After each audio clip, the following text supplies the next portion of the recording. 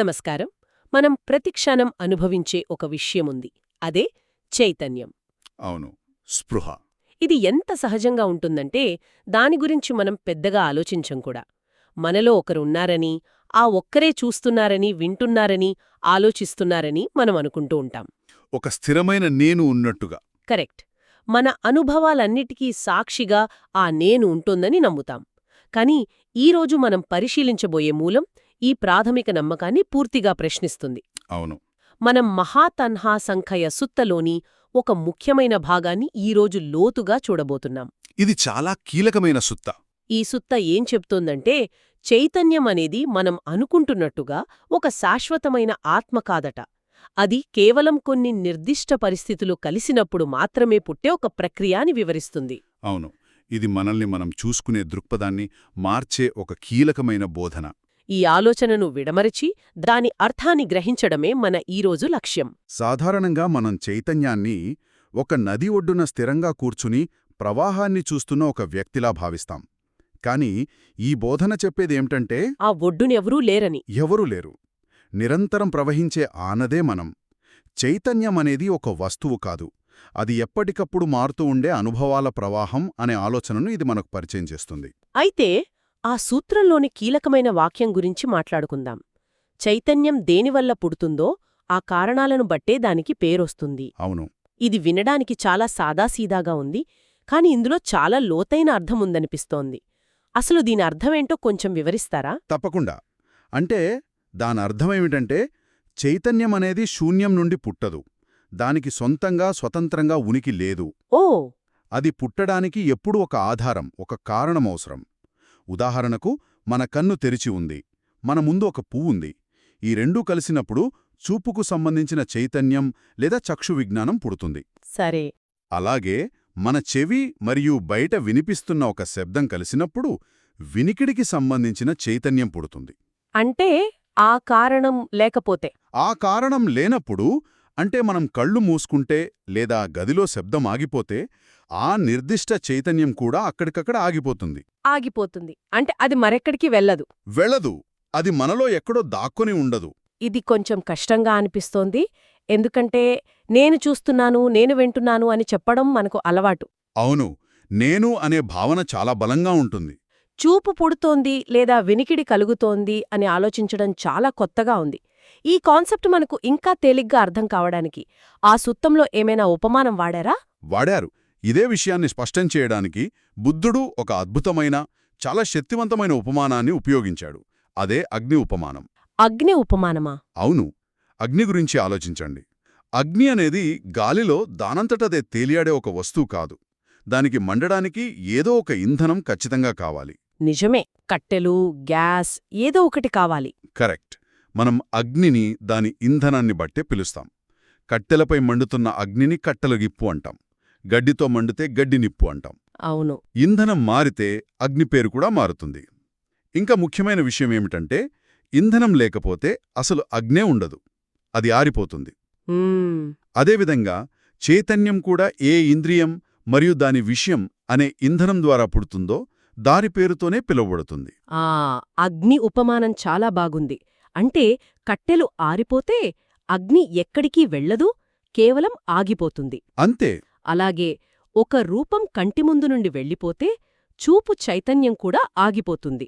అయితే అగ్ని కట్టెలతో, గడ్డితో మండొచ్చు అన్నట్టు మన చైతన్యం కూడా ఏ ఏ ఇంధనాలతో మండుతుంది, మనకు ఎన్ని రకాల అనుభవాలున్నాయి? ఈ బోధన ప్రకారం 6 ప్రధాన ఇంద్రియాల ఆధారంగా 6 రకాల చైతన్యాలున్నాయి. వీటిని 6 విజ్ఞానాలు అంటారు. 6 విజ్ఞానాలు. మొదటిది చక్షు విజ్ఞానం. ఇది కన్ను మరియు రూపం కలిసినప్పుడు పుడుతుంది. అంటే మనమేదైనా వస్తువును చూసినప్పుడు కలిగే అనుభవం. కరెక్ట్.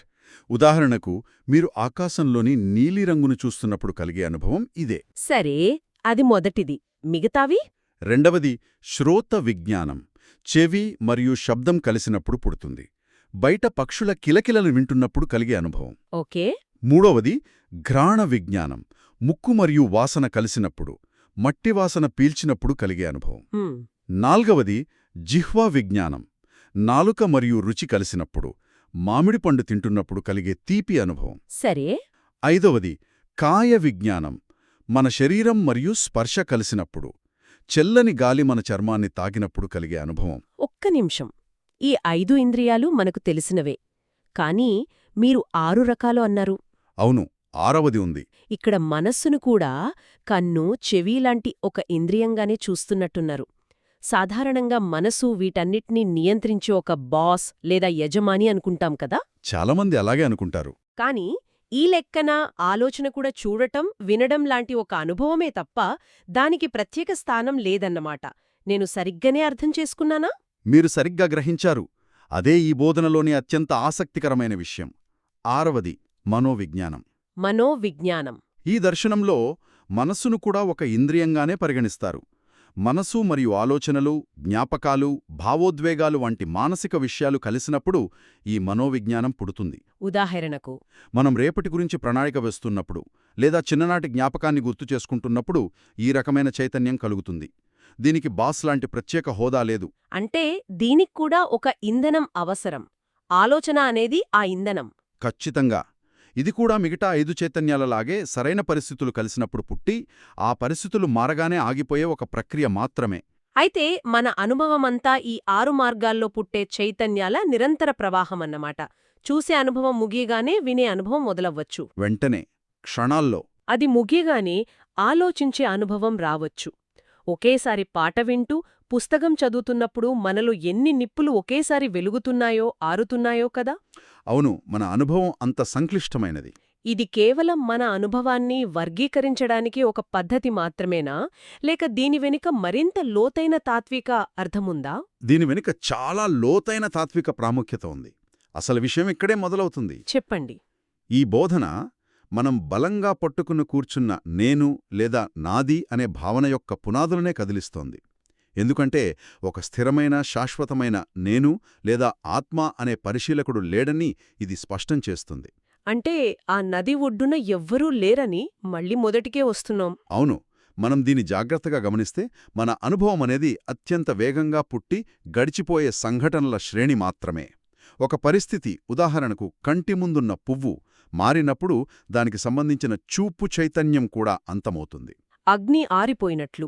సరిగ్గా అలాగే ఇది అనిత్య అంటే అశాశ్వతం, మరియు అనాత్మ అంటే ఆత్మరహితం అనే కీలక సూత్రాలను బలపరుస్తుంది. నేను అనేది ఒక ఘనమైన వస్తువు కాదు, అది క్షణక్షణానికి పుట్టి గిట్టే ఈ 6 రకాల ప్రక్రియల నిరంతర ప్రవాహం. అవును, ఈ బోధన వెనుక ఉన్న అసలు కథే అది కదా. ఆ సుత్తంలో సాతి అనే ఒక భిక్షువు ఉంటారు. ఆయనకు ఒక తప్పుడు అభిప్రాయం ఉండేది. చైతన్యమే ఒక జన్మ నుండి మరొక జన్మకు ప్రయాణిస్తుందని, అది మారకుండా అలాగే ఉంటుందని అతను వాదించాడు. అవును, దాదాపు మనలో చాలామంది అనుకునేది కూడా ఇదే. అదే ఆత్మ అనే భావన. నిజమే. ఆ భిక్షువు చైతన్యాన్ని ఒక నటుడిలా భావించాడు. దేహాలు, జన్మలు అనేవి కేవలం దుస్తుల్లాంటివి అని. నటుడు ఒకడే, కాని వేర్వేరు నాటకాలలో వేర్వేరు దుస్తులు వేసుకుంటాడు అని అనుకున్నాడు. కాని బుద్ధుడి బోధన దీనికి పూర్తిగా విరుద్ధం. ఆయన చెప్పేదేమిటంటే అసలు నటుడే లేడు, ఉన్నదంతా కేవలం నాటకమే. ఓ, ఇది చాలా శక్తివంతమైన వాక్యం. అంటే ప్రతి అనుభవం, ప్రతి చైతన్య క్షణం దాని పరిస్థితులు ఉన్నప్పుడు మాత్రమే ఉనికిలోకి వస్తుంది. ఆ పరిస్థితులు మారగానే అది కూడా మారిపోతుంది లేదా ఆగిపోతుంది. శాశ్వతమైనది ఏదీ ఒకచోటు నుండి మరొక చోటికి ప్రయాణించదు. ఈ ఆలోచనను మన రోజువారీ జీవితానికి అన్వయించుకుంటే దాని ప్రభావం చాలా ఎక్కువగా ఉంటుంది. ఉదాహరణకు, నాకు కోపం వచ్చినప్పుడు, నాకు కోపం వచ్చింది అని కాకుండా, కోపం అనే ఒక మానసిక అనుభవం కొన్ని కారణాల వల్ల పుట్టింది అని చూడటం. అవును, అలా చూడటం మొదలు పెడితే ఆ కోపంతో మనం అంత బలంగా మమేకం కాముకలా.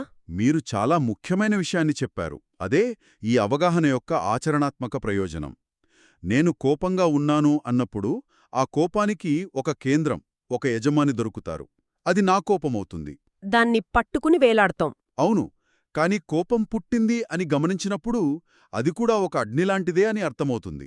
దానికి ఇంధనమేమిటి? బహుశా అవతలి వ్యక్తి అన్న ఒక మాట, లేదా నాలో ఉన్న ఒక అంచనా. ఆ ఇంధనం అయిపోగానే లేదా మనం దాన్ని ఆపేస్తే కోపమనే అగ్ని కూడా చల్లారిపోతుంది.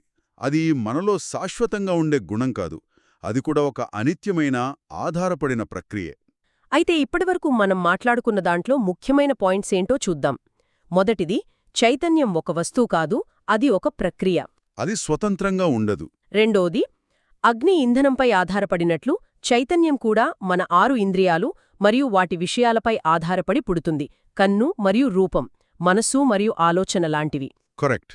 మూడవది, ఈ అవగాహన నేను అనే స్థిరమైన భావనను సవాలు చేస్తుంది.